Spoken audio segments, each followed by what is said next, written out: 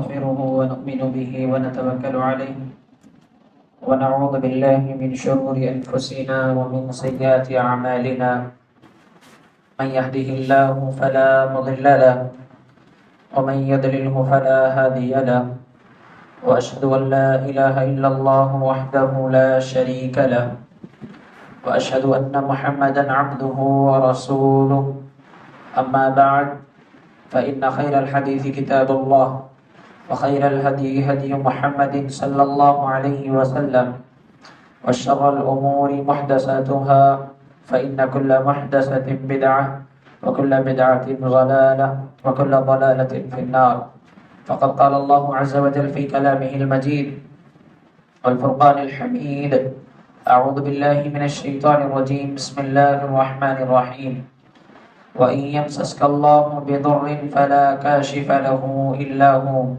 وإن يمسسك بخير فهو على كل شيء قدير وقال تعالى قل لا أملك لنفسي نفعا ولا ضرا إلا ما شاء الله ولو كنت أعلم الغيب لاستكثرت من الخير وما مسني السوء إن أنا إلا نذير وبشير لقوم يؤمنون وقال تعالى قل أفتعبدون من دون الله ما لا ينفعكم شيئا ولا يضركم أف لكم ولما تعبدون من دون الله أفلا تعقلون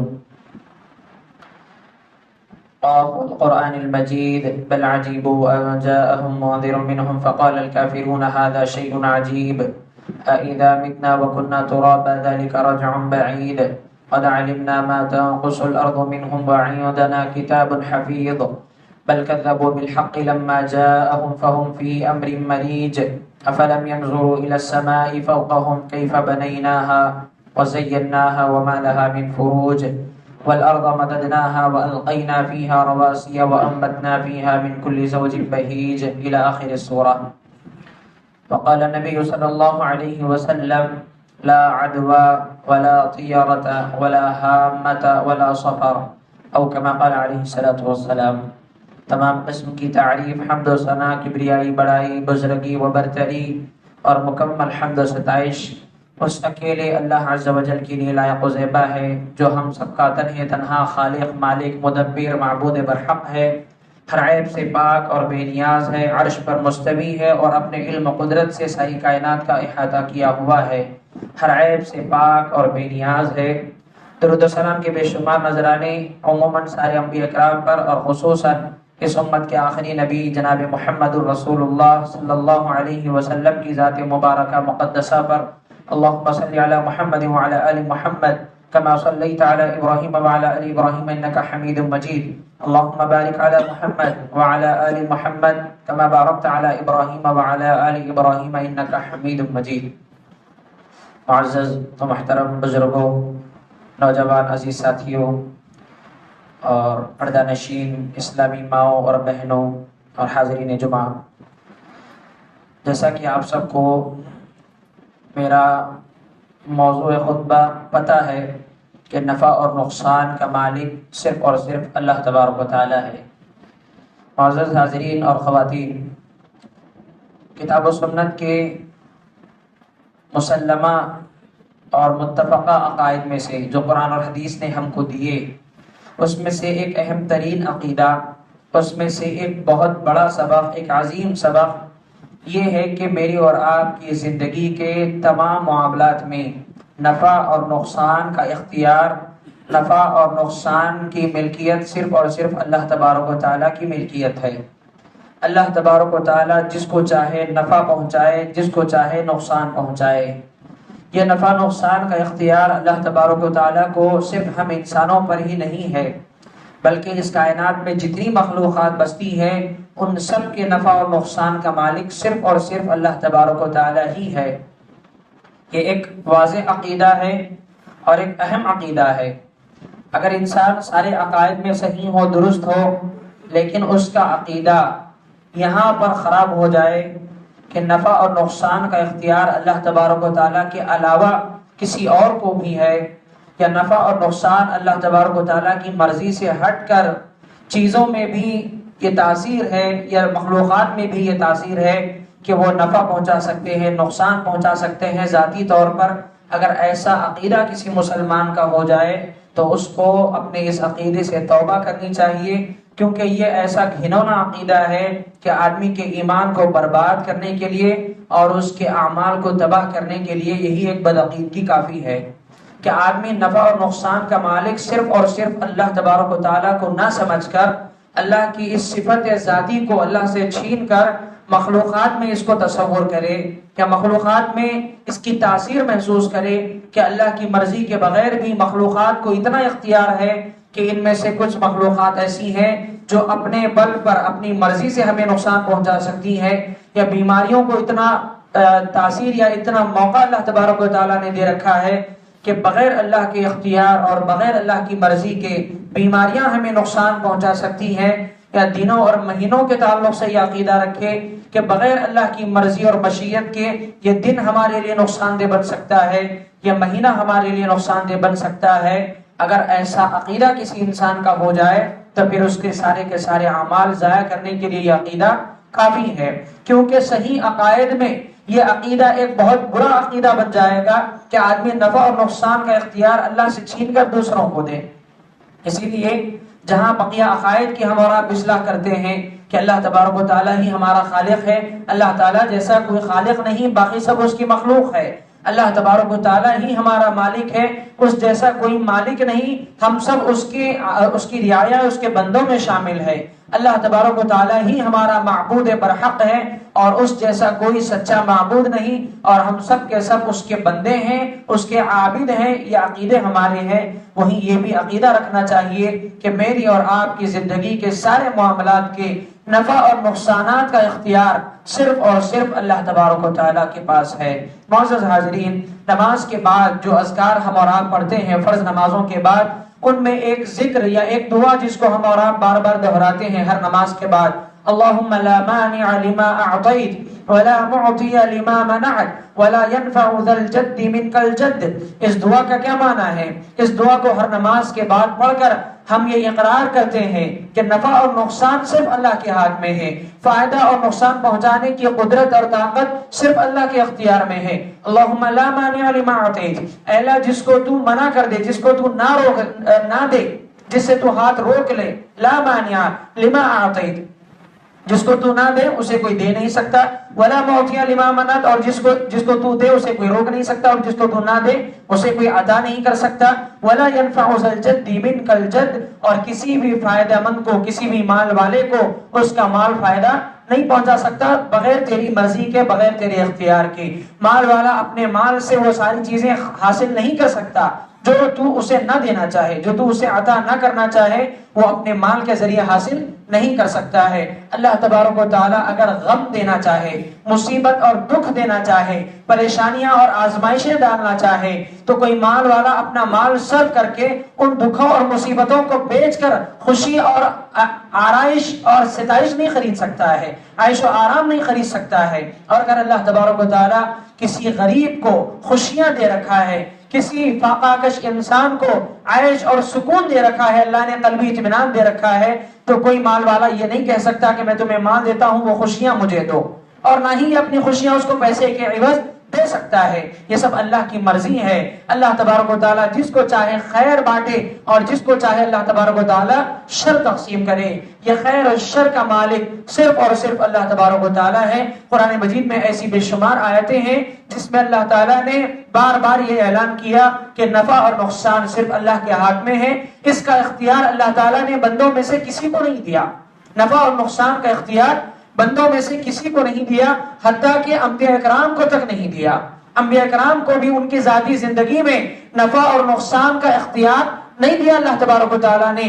جب تک اللہ تعالیٰ نہ چاہے کوئی نبی یا رسول اپنے لیے کوئی خیر نہیں حاصل کر سکتے ہیں، اور جب تک اللہ تعالیٰ نہ چاہے کسی نبی اور رسول کو اللہ تعالیٰ کی طرف سے جب تک کوئی کسی شر کے پہنچنے کا فیصلہ نہ ہو، کوئی شر ان کو نقصان نہیں پہنچا سکتا ہے۔ چنانچہ قرآن مجید نے ارشاد فرمایا، قل اے نبی صلی اللہ علیہ وسلم آپ کہیے ان لوگوں سے، لا املک لنفسی نفعا ولا ضرا، اے نبی صلی اللہ علیہ وسلم آپ کہیے کہ میں اپنے نفس کے لیے، اپنی ذات کے لیے نفعا ولا ضرا، نہ نفع کا مالک ہوں نہ نقصان کا مالک ہوں. لا املک، میں مالک نہیں ہوں، اختیار نہیں رکھتا ہوں اس چیز کا کہ نفعا ولا ضرا، اپنے آپ کو میں فائدہ پہنچاؤں یا نقصان پہنچاؤں، الا ما شاء اللہ، بلکہ میری زندگی کے نفع نقصان کا اختیار کس کے پاس ہے؟ الا ما شاء اللہ، اللہ کے پاس ہے. جو اللہ تبارک و تعالیٰ چاہتا ہے وہی میرے ساتھ ہوتا ہے. اللہ کی مرضی کے بغیر میں اپنی ذات کو بھی نفع اور نقصان نہیں پہنچا سکتا. وَلَوْ كُنْتُ أَعْلَمُ الْغَيْبِ، اس ایک آیت کے اندر نبی صلی اللہ علیہ وسلم سے متعلق جتنی بدعقیدگیاں لوگوں کو ہیں وہ ساری بدعقیدگیاں دور ہو جاتی ہیں. اس آیت میں اللہ تبارک و تعالیٰ نے نبی صلی اللہ علیہ وسلم کا نفع نقصان کا مالک نہیں ہے اس بات کا ثبوت دیا، اور بتایا کہ نبی صلی اللہ علیہ وسلم اپنی ذات کے لیے بھی نفع نقصان کا اختیار نہیں رکھتے، وہی ہوتا ہے آپ کے ساتھ جو اللہ تعالیٰ چاہے. پھر آگے اللہ نے ایک اور بدعقیدگی کا رد کیا جو لوگوں کے پاس ہے، اور لوگ جیسے کہتے ہیں نبی صلی اللہ علیہ وسلم عالم الغیب تھے، بغیر اللہ تعالیٰ کے بتلائے آپ کو غیب کی خبریں بتاتی، آپ غیب جانتے تھے اور لوگوں کو بتاتے تھے. اس بدعقیدگی کا رد کرتے ہوئے اللہ نے کہا اے نبی آپ کہیے وَلَوْ كُنْتُ أَعْلَمُ الْغَيْبِ لَاسْتَكْثَرْتُ مِنَ الْخَيْرِ، اگر میں غیب جانتا ہوتا تو میرے پاس بہت سارا خیر جمع ہو جاتا، میں بہت زیادہ فائدہ حاصل کر لیتا. وَمَا مَسَّنِيَ السُّوءُ، اور کوئی چیز مجھے نقصان نہیں پہنچاتی، کوئی برائی مجھ تک پہنچ نہیں پاتی. نبی صلی اللہ علیہ وسلم کو بہت سارے نقصانات انجانے میں ہوئے ہیں، ان نقصانات کے آپ تک پہنچنے کی آپ کو اطلاع ہی نہیں تھی، وہ نقصان آپ کو ہوگا اس بات کی آپ کو خبر ہی نہیں تھی، انجانے میں آپ کو بہت سارے نقصانات ہوئے. آپ سجدے کی حالت میں ہیں، آپ کی پیٹھ پر اونٹ کی اوجڑی لا کر رکھی گئی، آپ کو پتہ ہی نہیں تھا کہ دشمن یہ حرکت کرنے والا ہے. نبی صلی اللہ علیہ وسلم کے ساتھ اس طرح کے بے شمار معاملات ہوئے جو آپ صلی اللہ علیہ وسلم کو تکلیف دینے والے اور آپ کے لیے مصیبت کا سبب بنے، اور نبی صلی اللہ علیہ وسلم سے اللہ نے کہلوایا کہ آپ کہیے اگر میں غیب جانتا ہوتا تو صرف خیر ہی خیر جمع کر لیتا اور مجھے کوئی نقصان نہیں پہنچتا. آپ کو نقصانات پہنچے، بے شمار نقصانات، تکلیفیں دی گئی، طرح طرح سے ستایا گیا، راستے میں کانٹے بچھائے گئے، آپ کو مارا پیٹا گیا، آپ کو گالی گلوچ سنایا گیا، شاعر، مجنون، پاگل، ساحر سب کچھ کہا گیا نعوذ باللہ، اور اسی طرح سے آپ کے گلے میں کپڑے ڈال کر بندھ دیے گئے. بیک وقت آپ کی بیٹیوں کو ایک ساتھ طلاق دیا گیا، آپ کو مکہ چھوڑ کر مدینہ کی طرف ہجرت کرنے پر مجبور کیا گیا، طرح طرح کی تکلیفیں، بہت زیادہ ستایا گیا، آپ کے صحابہ کو ستایا گیا. اگر نبی صلی اللہ علیہ وسلم اپنی ذات کے لیے نفع نقصان کا اختیار رکھتے کہ خود کو کچھ فائدہ پہنچا سکتے تو پھر آپ سب سے پہلے اپنے آپ کو سیف رکھتے اور پھر اپنے صحابہ کو بچانے کی کوشش کرتے، اور طائف کے سفر میں آپ کے راستے میں کانٹے بچھانے کے ساتھ ساتھ آپ کو پتھر مارے گئے، سارا جسم خون سے لہو لہان کیا گیا، لیکن آپ نے اپنے آپ کو اس تکلیف سے بچانے کا کوئی سامان نہیں پایا جب تک کہ اللہ کی مدد نہیں آئی. جب تک کہ اللہ کی مدد نہیں آئی تب تک آپ کے پاس کوئی ذاتی اختیار نہیں تھا. یہ سب کہنے کا مقصد نعوذ باللہ یہ نہیں ہے کہ نبی صلی اللہ علیہ وسلم کی تنقیص کرنا، آپ کے مقام کو کم بتلانا، نعوذ باللہ یہ وہی مقام ہے جو اللہ نے آپ کو دیا. اللہ تبارک و تعالیٰ نبی صلی اللہ علیہ وسلم کے بارے میں کہہ رہا ہے کہ اے نبی صلی اللہ علیہ وسلم آپ اپنے آپ کے لیے بھی کسی فائدہ یا نقصان کے مالک نہیں ہیں، آپ کا نفع اور نقصان ہمارے ہاتھ میں ہے، آپ کی ذات کے لیے فائدہ اور نقصان طے کرنا اللہ کے ہاتھ میں ہے. اسی طرح دوسرے مقام پر اللہ نے کہا وَإِن يَمْسَسْكَ اللَّهُ بِضُرٍّ فَلَا كَاشِفَ لَهُ إِلَّا هُوَ، اے نبی صلی اللہ علیہ وسلم آپ ان اہل ایمان سے یا ان بقیہ لوگوں سے کہیے وَإِن يَمْسَسْكَ اللَّهُ بِضُرٍّ فَلَا كَاشِفَ لَهُ إِلَّا هُوَ، کہ اگر اللہ تبارک و تعالی آپ کے ساتھ کوئی برائی کا ضر نقصان کا ارادہ کر لے، آپ کو کوئی تکلیف میں ڈالنے کا ارادہ کر لے، فَلَا كَاشِفَ لَهُ إِلَّا هُوَ، تو کوئی اس تکلیف کو ہٹانے والا نہیں ہے سوائے اسی اللہ کے. جب تک اللہ نہ چاہے کوئی بھی آپ سے اس مصیبت کو دور نہیں کر سکتا. وَإِن يَمْسَسْكَ بِخَيْرٍ فَهُوَ عَلَى كُلِّ شَيْءٍ قَدِيرٌ، اور اگر اللہ تعالیٰ آپ کے ساتھ خیر کا ارادہ کرے، آپ کو خیر پہنچانا چاہے تو پھر ہر چیز پر اللہ تبارک و تعالیٰ قادر ہے. اللہ تعالیٰ کے پہنچائے ہوئے خیر کو بھی کوئی روک نہیں سکتا ہے. اسی طرح ایک اور جگہ اللہ تبارک و تعالیٰ نے ان معبودان باطلہ کی نفی کرتے ہوئے اور ان کی حقارت اور عاجزی کو بیان کرتے ہوئے جن کی لوگ بندگی کرتے ہیں اللہ کے علاوہ، یا جن سے لوگ نفع نقصان کی امیدیں وابستہ رکھے ہوئے ہیں کہ اللہ تبارک و تعالیٰ کے علاوہ ان کو بھی کچھ اختیار ہے، یہ بھی فائدہ پہنچا سکتے ہیں، یہ بھی نقصان پہنچا سکتے ہیں، یہ اگر چاہے تو ہم کو فائدہ پہنچانے کا کام کر سکتے ہیں. اللہ تعالیٰ اولاد نہیں دے رہا ہے، اگر یہ چاہے تو اولاد دلا سکتے ہیں. اللہ تعالیٰ نے بیمار کر کے رکھا ہوا ہے سالوں سے، اگر یہ چاہے غیر اللہ تو ہم کو شفا دلا سکتے ہیں.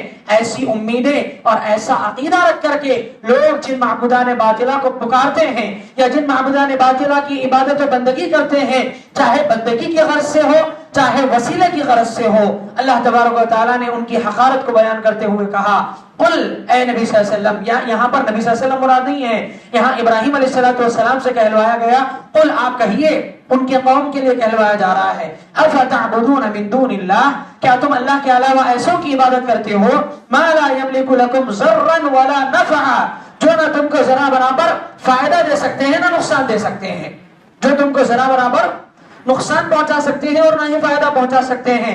اف لکم، افسوس ہے تمہارے لیے. ولما تعبدون من دون اللہ، پھر تم کیوں ایسوں کی عبادت کرتے ہو جو نہ تمہیں فائدہ پہنچانے کی طاقت رکھتے ہیں نہ نقصان پہنچانے کی طاقت رکھتے ہیں. افلا تعقلون، کیا تم عقل نہیں رکھتے؟ کیا تم عقل نہیں رکھتے؟ اسی طرح اللہ تبارک و تعالیٰ نے ایک دوسرے مقام پر فرمایا وَإِن يَمْسَسْكَ اللَّهُ بِخَيْرٍ وَيَمْسَسْكَ اللَّهُ بِضُرٍّ فَلَا كَاشِفَ لَهُ إِلَّا هُوَ. سیم آیت ہے.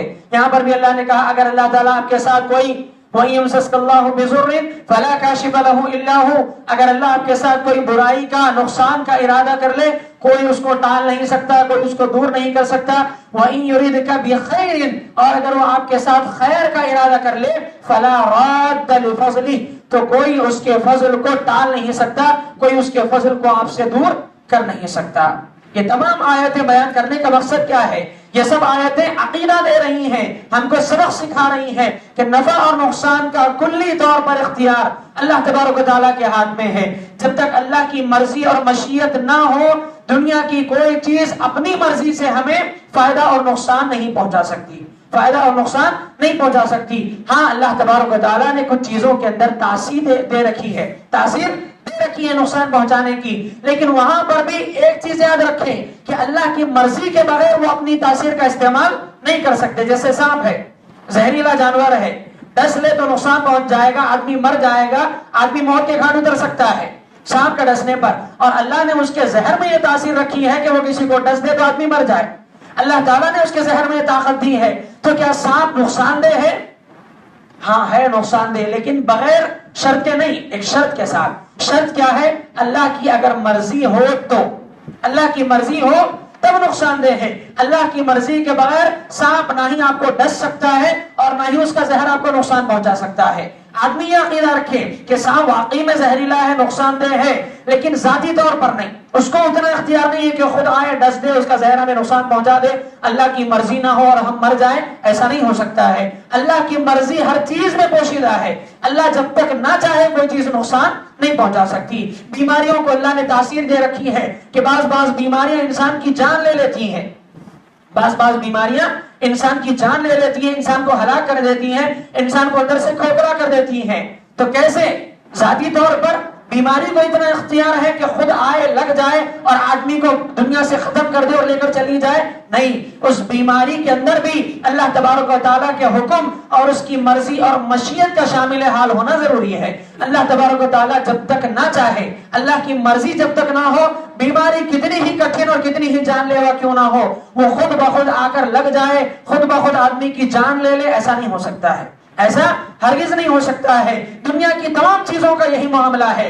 آدمی کو چیزوں میں فائدہ نظر آتا ہے، کچھ چیزوں میں فائدہ نظر آتا ہے. آدمی یہ سمجھتا ہے کہ یہ دوا ہے، میں کھا لوں گا تو صحت ہو جائے گی، بیماری ختم ہو جائے گی. دواؤں میں اللہ نے تاثیر دی ہے کہ وہ بیماریوں کو دور کرتی ہیں، بیماریوں سے شفا دیتی ہیں، لیکن کیا ذاتی طور پر دوا میں یہ تاثیر ہے کہ خود اس کو کھا لو اور دوا اپنے آپ انسان کو ٹھیک کر دے گی بغیر اللہ کی مرضی کے؟ ہرگز نہیں. آپ کتنی ہی دوائیں کھا لیں، سارا میڈیکل کھا جائیں، آپ ساری ادویات کھا جائیں، لیکن اللہ کا حکم وہاں پر ہونا ضروری ہے. اللہ کی مرضی کے بغیر وہ دوائیں آپ کو نفع نہیں پہنچا سکتی ہیں. اس عقیدے کے ساتھ آدمی ساری چیزوں کو استعمال کرے کہ نفع اور نقصان کا ذاتی اختیار تو اللہ کے پاس ہے، اور اللہ تعالیٰ اگر حکم دے تو دنیا کی ان چیزوں میں وہ تاثیر ہے کہ اللہ کے حکم سے فائدہ بھی پہنچا سکتی ہے، نقصان بھی پہنچا سکتی ہے. ورنہ اللہ کی مرضی کے بغیر کوئی چیز فائدہ اور نقصان پہنچا سکتی ہے. یہ عقیدہ اگر کوئی آدمی اختیار کر لے تو یہی عقیدہ شرکیہ عقیدہ ہے، یہی عقیدہ شرکیہ عقیدہ ہے. جیسے نبی صلی اللہ علیہ وسلم نے فرمایا لا عدوا، کہ کوئی بیماری متعدی نہیں ہوتی، کوئی بیماری متعدی نہیں ہوتی. جیسے کرونا وائرس تھا، تو پھیلنے والی بیماری تھی، ایک سے دوسرے کو، دوسرے سے تیسرے کو، متعدی پھیلنے والی بیماری تھی. اور نبی صلی اللہ علیہ وسلم کہہ رہے ہیں کہ لا عدوا، کوئی بیماری متعدی نہیں ہوتی، کوئی بیماری پھیلنے والی نہیں ہوتی. تو کیا مطلب ہے ان دونوں کا؟ نبی صلی اللہ علیہ وسلم کہہ رہے ہیں کہ کوئی بیماری متعدی نہیں ہے، پھیلنے والی نہیں ہے. اور بیماری کیا تھی؟ کورونا وائرس، پھیلنے والی بیماری. آپ کسی کورونا کے پیشنٹ کو چھو لیں، اس کے ساتھ وقت گزار لیں، ہو سکتا ہے آپ کو لگ جائے. تو امکانات تھے. اور حدیث کہہ رہے ہیں کہ بیماری پھیلنے والی نہیں. تو ان دونوں کا مطلب کیا ہے؟ دونوں باتوں کو جمع کر کے دیکھیں تو مطلب یہ ہے کہ بیماریاں متعدی ہوتی ہیں، پھیلنے والی ہوتی ہیں. جیسے کرونا وائرس تھا، ایک سے دوسرے کو لگنا، دوسرے سے تیسرے کو، پھیلتی ہیں بیماریاں. لیکن یہاں پر اللہ کی مرضی شامل ہے، یہاں پر اللہ کا حکم شامل ہے. اگر اللہ کی مرضی نہ ہو تو کوئی بھی بیماری کسی کو اپنے آپ آ کر لگ نہیں سکتی. نبی صلی اللہ علیہ وسلم نے جو کہا کہ کوئی بیماری متعدی نہیں ہوتی، وہ مشرکین مکہ کی بدعقیدگی کا رد تھا. مشرکین مکہ یہ سمجھا کرتے تھے کہ بیماری کے اندر ذاتی طور پر یہ اختیار ہے کہ اپنے آپ جس کو چاہے جا کر لگ سکتی ہے، اپنے آپ بیماری جس کو چاہے پہنچ سکتی ہے. تو نبی صلی اللہ علیہ وسلم نے کہا کہ ہرگز ایسی بات نہیں ہے. بیماری کے اندر یہ تاثیر نہیں ہے کہ اپنے آپ جا کر لگ جائے، اللہ کا حکم ہوگا تو لگے گی. اللہ کی مرضی کے بغیر کوئی بیماری اپنے آپ پھیل نہیں سکتی. اس کی تازہ مثالیں ہیں لوگوں کے پاس. بہت سارے لوگوں نے الحمدللہ کرونا وائرس کے پیریڈ میں بہت سارے کورونا کے مریضوں کی خدمت کی، ان کا ساتھ دیا، ان کو ہاسپٹل لے جانے لانے کا کام کیا، کورونا کے مریضوں کو دفنایا، نہلایا، سب کچھ کیا. لیکن الحمدللہ وہ محفوظ رہے کورونا وائرس سے، ان کو نہیں لگا. بہت سارے لوگ گھروں کے اندر بیٹھے رہے، بند قلعوں میں رہے، محفوظ رہے، اس کے باوجود بھی ان کو بیماری پہنچی. اس سے کیا پتا چلتا ہے؟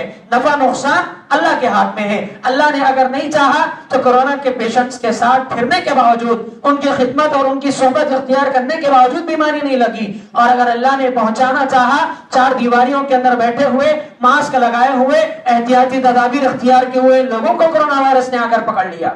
اللہ کی مرضی. تو نفع اور نقصان اللہ کے ہاتھ میں ہے. اسی طرح سے اس موضوع کے اختیار کرنے کی یا اس موضوع کو منتخب کرنے کی وجہ کیا ہے؟ وجہ یہ ہے کہ ماہ سفر کا اختتام ہے اور ماہ محرم کا، اور ماہ سفر کا آغاز ہونے والا ہے. یا ماہ سفر جس سے ہم گزرنے والے ہیں، اس ماہ سفر کے تعلق سے لوگوں کے اندر بہت ساری بدعقیدگیاں اور بہت سارے اندیشے پائے جاتے ہیں. لوگ اس ماہ سفر کو نحوست کی نظر سے دیکھتے ہیں، اس ماہ سفر کو بدعقیدگی کے ساتھ جانتے ہیں. اس مہینے کو لوگوں نے 13 تیزی کا نام دیا ہوا ہے، 13 تیزی کا مہینہ. اور اس مہینے سے بہت ساری بدعقیدگیاں لوگوں کی مربوط ہے، جڑی ہوئی ہے. لوگ سمجھتے ہیں کہ اس مہینے کے اندر ذاتی طور پر نحوست ہے. نعوذ باللہ، اس مہینے کے اندر ذاتی طور پر نحوست ہے. اور یہ وہی عقیدہ ہے جو مشرکین مکہ کا عقیدہ تھا. اس عقیدے کے حامل مشرکین مکہ تھے.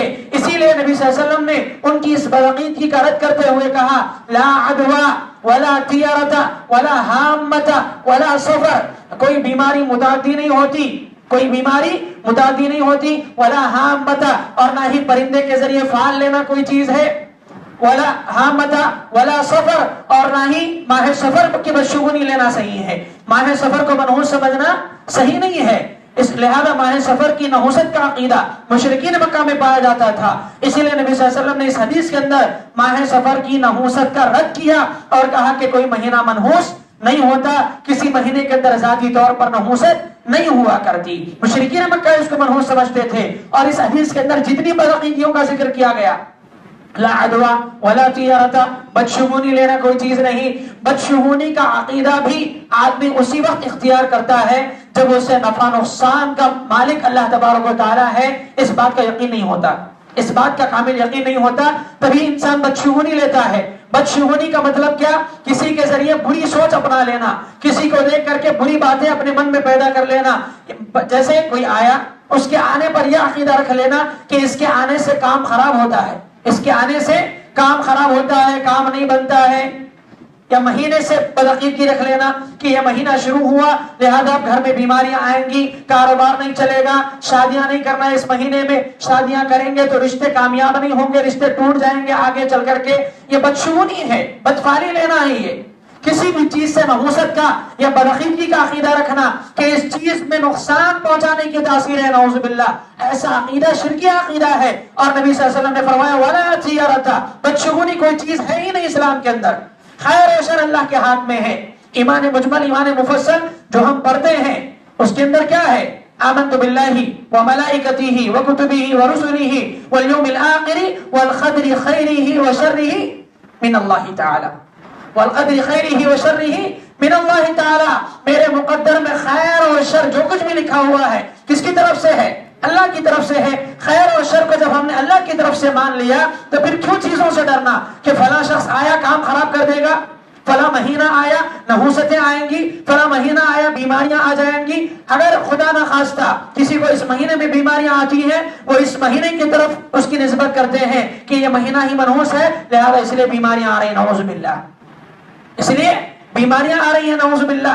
شادیاں کرنے سے گریز کرتے ہیں اکثر مسلمان ماہ سفر کے اندر۔ یہ بدعقیدگیاں ہیں، مشرکین مکہ کے اندر پائی جاتی تھی۔ پرندے کو اڑا کر کے فال لیا کرتے تھے، پرندے کو اڑا کر فال لیتے تھے۔ پرندہ اگر دائیں جانب اڑ گیا تو وہ اپنے کام کو مناسب سمجھتے کہ اب مجھے یہ کام کرنا ہے، کیونکہ پرندہ دائیں جانب گیا ہے، نیک فال لیا کرتے اس سے۔ اور اگر پرندہ بائیں جانب اڑتا بدفالی لیتے اور یہ سمجھتے کہ نہیں پرندہ بائیں جانب اڑا ہے، لہذا اگر ہم کام کریں گے تو کام خراب ہو جائے گا یا ناکام ہو جائیں گے ہم اس کام کے اندر، لہذا اس کام کو کرنے سے رک جایا کرتے تھے۔ آدمی کو کوئی چیز اگر اس خوف سے کہ میں یہ کروں گا تو نقصان ہو جائے گا، اگر اس وقت پر کروں گا تو فائدہ ہو جائے گا، اگر کوئی چیز اس طرح سے رکاوٹ بن جائے یا کوئی چیز اس طرح سے اس کے درمیان میں آ جائے تو سمجھ لو کہ یہ عقیدہ شرکی عقیدہ ہے۔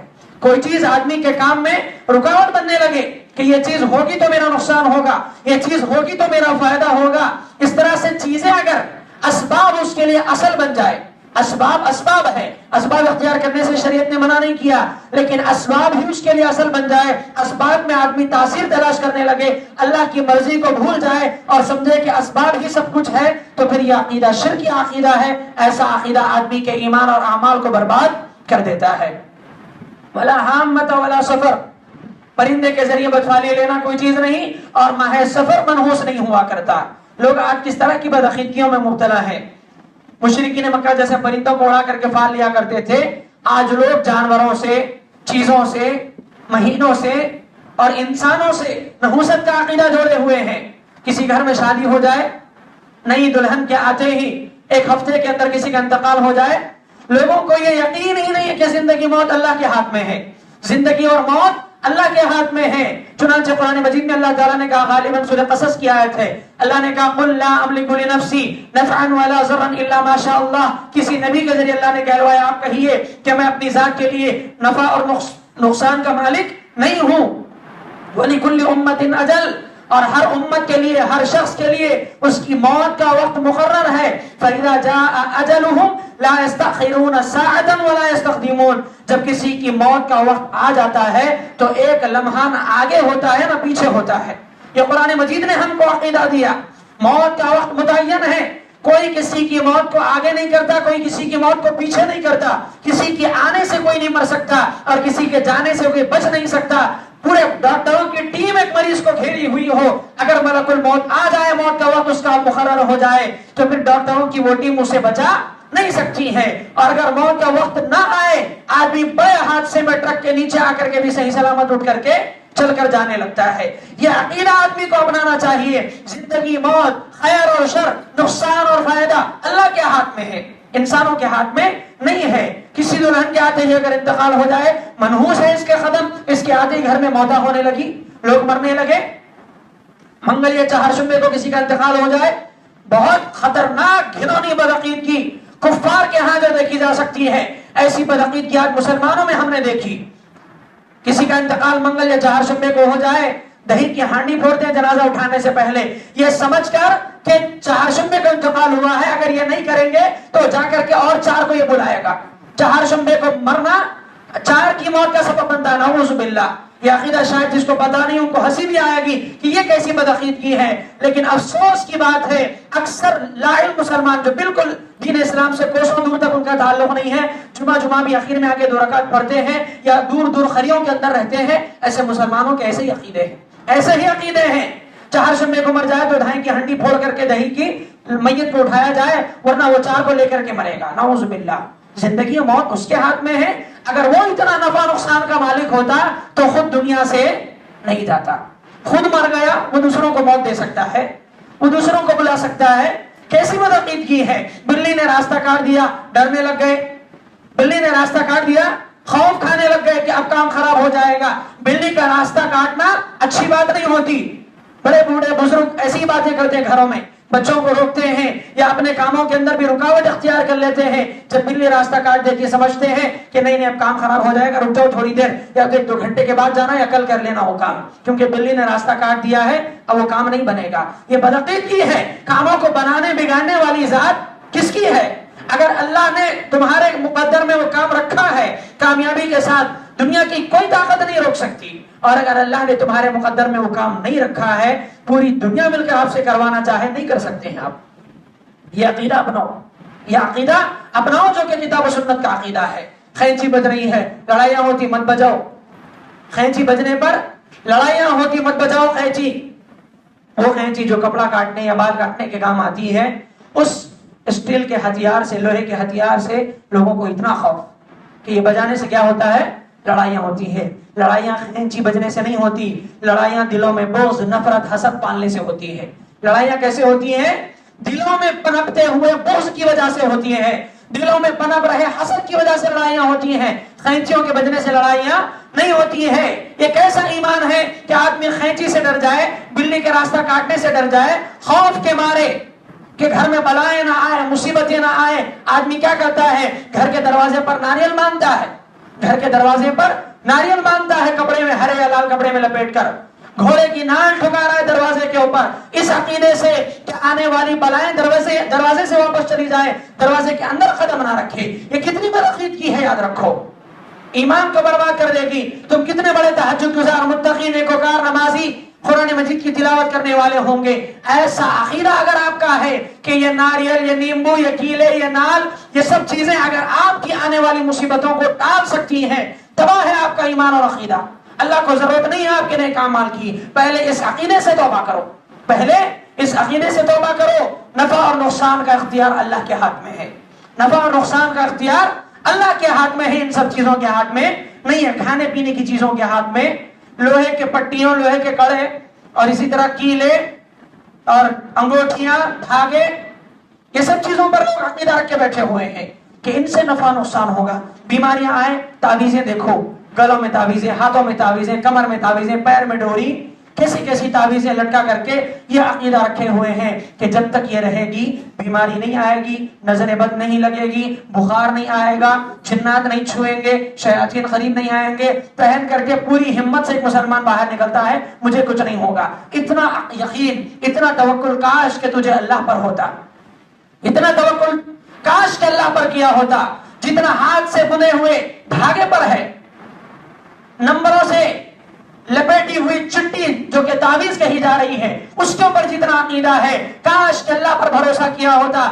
گھر سے نکلتے وقت بسم اللہ توکلت علی اللہ لا حول ولا قوت الا باللہ, کہ اللہ کے نام سے اور اللہ کی ذات پر میں نے بھروسہ کیا, نہیں ہے نیکی کرنے کی طاقت, برائی سے بچنے کی قوت اللہ کی توفیق کے بغیر. یہ عقیدہ رکھ کے یہ زبان سے الفاظ نکال کے گھر سے باہر نکلو.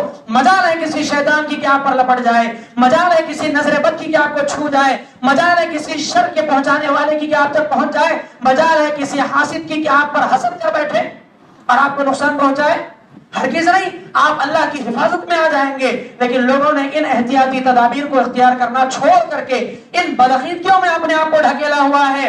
ڈوری, نارا, دھاگا, تعویذ, گھنٹے, پلیتے, کیلے, نیمبو, ناریل, ان سب پر عقیدہ بنا کر کے بیٹھے ہیں. نفع نقصان ان چیزوں میں نہیں ہے. اگر آپ ڈوری, دھاگا, تعویذ, کڑا اور نیمبو ان سب چیزوں پر بھروسہ کرتے ہیں تو یاد رکھو نبی صلی اللہ علیہ وسلم نے فرمایا من علق تمیمۃ فقد اشرک, جس نے تعویذ لٹکائی اس نے شرک کیا. اور اسی طرح سے نبی صلی اللہ علیہ وسلم نے فرمایا من تعلق شیئا فقد وکل الیہ, جو کوئی چیز اپنے گلے یا جسم پر لٹکائے اس غرض سے کہ اس سے اس کو فائدہ ہو, نقصان سے وہ بچ جائے, تو نبی صلی اللہ علیہ وسلم نے فرمایا اللہ اس کو اسی کے حوالے کر دے, اللہ اس کی حفاظت نہ کرے, اللہ اس کی حفاظت نہ کرے, اللہ اس کو اسی کے حوالے کر دے. نبی صلی اللہ علیہ وسلم نے گویا بددعائیہ کلمات کہے. شرک ہے یہ, اور شرک کیسا جرم ہے, انہ من یشرک باللہ فقد حرم اللہ علیہ الجنہ, اس پر مرو گے اگر شرک پر, اللہ نے جنت کو حرام کر دیا ہے. ومأواہ النار, ٹھکانہ جہنم ہے. وما للظالمین من انصار, ظالموں کا کوئی مددگار نہیں ہوگا قیامت کے دن. توکل کو مضبوط کرو اللہ کی ذات پر. نبی صلی اللہ علیہ وسلم کو نفع نقصان کا مالک سمجھتے ہیں لوگ. نبی صلی اللہ علیہ وسلم کو بھی اختیار نہیں تھا کہ لوگوں کو نفع اور نقصان پہنچا سکے. یہ باتیں ہم نہیں کہتے، یہ باتیں ہم نہیں کہتے. قرآن مجید اٹھاؤ. نبی صلی اللہ علیہ وسلم اپنے چچا کو کلمہ پڑھانا چاہ رہے ہیں. نبی صلی اللہ علیہ وسلم اپنے چچا کو کلمہ پڑھانا چاہ رہے ہیں. ان کی موت کے وقت ابو طالب کو کہہ رہے ہیں کہ چچا کلمہ پڑھ لو میرے کان میں. اگر چچا کلمہ پڑھ لیتے کتنا بڑا فائدہ تھا، کتنا خیر تھا ان کے لیے. نبی صلی اللہ علیہ وسلم کے لیے کتنی خوشی کی بات تھی کہ وہ چچا جو زندگی بھر دین کی خدمت کرتا رہا، دین کا سپورٹ کرتا رہا، اگر وہ چچا ایمان قبول کر کے اس دنیا سے جاتا تو ان کے لیے بھی جنت کا راستہ آسان اور نبی صلی اللہ علیہ وسلم کے دل کو بھی تسلی مل جاتی. یہ کتنا بڑا خیر تھا نبی صلی اللہ علیہ وسلم کے لیے. کیا نبی صلی اللہ علیہ وسلم حاصل کر سکے؟ نہیں حاصل کر سکے. آپ کلمہ پڑھانا چاہتے ہیں اور کہہ رہے ہیں کہ چچا میرے کان میں کلمہ پڑھ لو، قیامت کے دن میں تمہاری سفارش کر لوں گا، اللہ سے کہہ کر تمہیں بخشوا لوں گا. ابو طالب کلمہ پڑھ ہی نہیں رہے ہیں. نبی صلی اللہ علیہ وسلم کوشش کیے جا رہے ہیں اور باقی دشمنان اسلام ابو طالب کو کھڑے ہو کر کے روک رہے ہیں کلمہ پڑھنے سے، اور نبی صلی اللہ علیہ وسلم پڑھانا چاہ رہے ہیں. اتنا بڑا خیر حاصل کرنا چاہ رہے ہیں نبی صلی اللہ علیہ وسلم، دل کو خوشی دینا چاہ رہے ہیں. حاصل ہوئی بغیر اللہ کی مرضی کے نہیں ہوئی. اللہ نے کہا انک لا تہدی من احببت ولکن اللہ یہدی من یشاء. اے نبی صلی اللہ علیہ وسلم آپ جس کو چاہے ہدایت نہیں دے سکتے، اللہ جس کو چاہے ہدایت دیتا ہے. اللہ جس کو چاہے ہدایت دیتا ہے. آپ چاہتے ہیں آپ کا دل خوش ہو جائے چچا کو کلمہ پڑھا کر، ہم نہیں چاہتے، ہم نہیں چاہتے. لہذا آپ کا چاہنا کافی نہیں ہے جب تک اللہ نہ چاہے. من یہدہ اللہ فلا مضل لہ ومن یضللہ فلا ہادی لہ. جس کو اللہ گمراہ کر دے اسے کوئی ہدایت نہیں دے سکتا، اور جس کو اللہ گمراہ ہدایت دے دے اسے کوئی گمراہ نہیں کر سکتا، اور جس کو گمراہ کر دے اسے کوئی ہدایت نہیں دے سکتا. ہدایت اور گمراہی، نفع اور نقصان، یہ سب اللہ کے ہاتھ میں ہے. ایک آخری حدیث ذکر کر کے بات ختم کروں گا. عبداللہ بن عباس رضی اللہ تعالیٰ عنہما سے نبی صلی اللہ علیہ وسلم نے ان کو سبق پڑھاتے ہوئے، ان کی تربیت کرتے ہوئے زبردست بات کہی. اللہ کے نبی صلی اللہ علیہ وسلم نے فرمایا، صحیح بخاری اور مسلم کی روایت ہے، اللہ کے رسول صلی اللہ علیہ وسلم نے فرمایا، یا عبداللہ، اے اللہ کے بندے، احفظ اللہ یحفظ کا. چھوٹے تھے عبداللہ بن عباس، بچے تھے رضی اللہ عنہ، اور نصیحت کر رہے ہیں اللہ کے رسول، عقیدہ سکھا رہے ہیں، سبق دے رہے ہیں. اور یہی عقیدہ آج میرے اور آپ کے لیے بھی ضروری ہے، اور ہمارے اپنے بچوں کے لیے بھی ضروری ہے کہ ہم اپنے بچوں کو یہ سبق پڑھائیں. کیا عقیدہ سکھا رہے ہیں اللہ کے رسول؟ احفظ اللہ یحفظ کا. اے بچے اللہ کے احکام کی حفاظت کرو، اللہ تمہاری حفاظت کرے گا. اللہ کے دین کی پاسداری اور پابندی کرو، اللہ تمہاری حفاظت کرے گا. اس کے بعد اللہ کے نبی صلی اللہ علیہ وسلم نے فرمایا، آگے اور الفاظ ہیں، میں اصل الفاظ کی طرف آتا ہوں. وہ الفاظ یہ ہیں جو میرے موضوع سے متعلق ہے. وَعْلَمْ، جان لو، ان الامت لو اجتمعت، ان الامت لو اجتمعت. اے عبداللہ بن عباس سنو، اگر پوری انسانیت، پورے لوگ اکٹھا ہو جائیں، لو اجتمعت علی ان ينفعوک بشیء، کس لیے جمع ہو جائے؟ سارے انسان مل کر تمہیں ذرا فائدہ پہنچانے کے لیے اگر جمع ہو جائے، تمہیں کوئی فائدہ پہنچانا چاہے، لم ينفعوک بشیء، ہرگز ذرا برابر فائدہ نہیں پہنچا سکتے، الا قد كتبہ اللہ لک، وہی فائدہ تمہیں پہنچے گا اور اتنا ہی فائدہ تمہیں پہنچے گا جو اللہ نے تمہارے لیے لکھ دیا تقدیر میں. اس سے بڑھ کر ذرا برابر فائدہ پوری انسانیت مل کر نہیں پہنچا سکتی. وَعْلَمْ، اور جان لو آگے، أَنَّ الْأُمَّةَ لَوِ اجْتَمَعَتْ، اور اگر پوری انسانیت جمع ہو جائے، پوری انسانیت اکٹھی ہو جائے، کس لیے؟ عَلَىٰ أَن يَضُرُّوكَ بِشَيْءٍ، تاکہ وہ تم کو نقصان پہنچائے، ضر پہنچائے، تکلیف پہنچائے، بِشَيْءٍ، تھوڑی سی، لم يضروك الا قد كتبه الله عليك، مگر نہیں پہنچا سکتے وہ تم کو، اتنا ہی نقصان پہنچے گا، اتنی ہی تکلیف تم کو پہنچ کر رہے گی جو اللہ نے تمہارے مقدر میں لکھ دیا. پوری انسانیت فائدہ نہیں پہنچا سکتی، پوری انسانیت نقصان نہیں پہنچا سکتی، وہی پہنچے گا جو اللہ نے لکھ دیا. رفعت الاقلام، قلم اٹھا لیے گئے، وجفت الصحف، صحیفے خشک ہو گئے، تقدیر لکھ دی گئی، اب کچھ نہیں ہونے والا. اگر تقدیر بدلوانی ہے اللہ سے دعا کرو، اللہ تبارک و تعالیٰ ہی تمہاری تقدیر کا خیر و شر تبدیل کر سکتا ہے. اللہ کی مرضی کے علاوہ کسی میں یہ اختیار نہیں ہے کہ تمہارا نفع اور نقصان دور کر سکے. لوگ ڈرتے ہیں، کسی نے میرے اوپر جادو کرا دیا، میرا کاروبار نہیں چل رہا ہے. ارے وہ جادو کرا لے، اللہ تبارک و تعالیٰ سے دعا کرو، اللہ تعالیٰ تمہاری تقدیر بدل سکتا ہے. اللہ اگر نقصان نہ پہنچانا چاہے، کوئی جادو، کوئی حاسد اور کوئی شر پسند تمہیں نقصان نہیں پہنچا سکتا. بہت ساری باتیں ہیں اس موضوع سے متعلق لیکن اسی پر میں اکتفا کرتا ہوں اور دعا ہے اللہ تبارک و تعالیٰ سے کہ اللہ تعالیٰ مجھ کہنے والے کو اور ہم تمام سننے والوں کو اس طرح کی بدعقیدیوں سے بچائے اور نفع اور نقصان کا مالک صرف اور صرف اللہ تبارک و تعالیٰ کو جان کر مان کر اللہ تبارک و تعالیٰ ہی سے خیر طلب کرنے کی توفیق عطا فرمائے. اللہ تعالیٰ ہی سے شر سے پناہ مانگنے کی توفیق عطا فرمائے. اللہ تبارک و تعالیٰ ہماری زندگی میں جو بھی ہمارے لیے خیر ہے دین کے ساتھ اور آخرت کے ساتھ اور دنیا کے ساتھ اللہ اس طرح کا ہر خیر ہمیں عطا فرمائے اور جو چیزیں ہمارے لیے باعث شر ہیں ہمارے دین کے لیے ہمارے دنیا اور آخرت کے لیے اللہ اس طرح کے تمام شرور سے ہمیں بچائے. اللہ تبارک و تعالیٰ ہم سب کی دعاؤں کو شرف قبولیت عطا فرمائے اور سب سے بڑھ کر اللہ تبارک و تعالیٰ اس ملک کے اندر جو حالات فی الوقت چل رہے ہیں ان حالات میں امت مسلمہ کو اللہ تعالیٰ خیر سے مالا مال کرے, شر سے اللہ تعالیٰ امت مسلمہ کی حفاظت فرمائے. دشمنان اسلام کے پروپیگنڈے اور ان کے گندے خیالات اور گندے ارادوں کو اللہ تعالیٰ نے نابود کرے. اللہ تعالیٰ مسلمانوں کی اہل اسلام کی اور اسلام کی حفاظت فرمائے. اللہ تبارک و تعالیٰ کتاب و سنت کی تعلیمات کی حفاظت فرمائے اور اس پر ہمیں عمل کرنے کی توفیق عطا فرمائے. اور اللہ تعالیٰ ظالموں کو جو نبی صلی اللہ علیہ وسلم سے دشمنی کرتے ہیں, نبی صلی اللہ علیہ وسلم کی گستاخیاں کرتے ہیں, نبی کی شان میں برے کلمات اپنی زبانوں سے نکالتے ہیں, اللہ تبارک و تعالیٰ یا تو ان کو ہدایت عطا فرمائے, اگر وہ ہدایت کے اہل نہیں ہے تو اللہ تبارک و تعالیٰ ایسے ظالموں سے نمٹ لے. اللہ تعالیٰ ایسے ظالموں کو دنیا اور آخرت میں ذلیل و رسوا فرمائے اور اللہ تبارک و تعالیٰ مسلمانوں کی مدد فرمائے. اللہ تعالیٰ اسلام کو غلبہ نصیب فرمائے, اللہ اہل اسلام کو غلبہ نصیب فرمائے, اسلام کا بول بالا فرمائے. اللہ تعالیٰ توحید و سنت کی نشر و اشاعت کا کام ہم سے لے لے اور دنیا کے کونے کونے تک توحید و سنت کا علم بلند فرمائے اور شرک و بدعت و خرافات کا خاتمہ اللہ تبارک و تعالیٰ فرمائے. اور اللہ تعالیٰ دین اسلام پر جب تک زندہ رکھے باقی رکھے اور جب خاتمہ ہو تو توحید و سنت پر عمل صالح کے ساتھ ہمارا خاتمہ ہو. آمین وآخر دعوانا الحمدللہ رب العالمین.